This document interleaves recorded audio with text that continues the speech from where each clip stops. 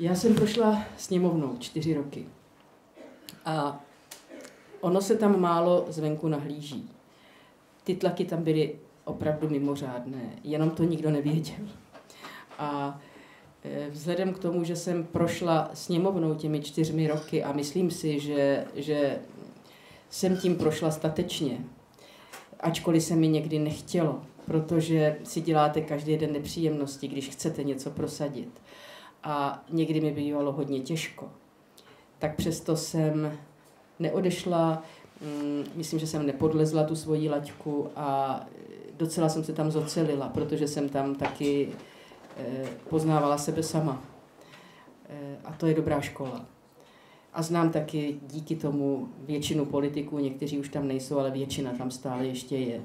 Takže znám ty poměry, znám ty vazby, znám ty strany. A to je určitě důležité, protože bez toho by to asi bylo těžší. Takže věřím, že jsem v tomto smyslu vybavená dost, ale jistě, že si člověk nikdy nespočítá, co všechno se může stát a jak bude co těžké nebo jak bude reagovat, ale přece jenom už jsem poměrně vyzrálý charakter, takže jenom můžu doufat, že se nestane nic tak zásadního, za co bych se musela stydět.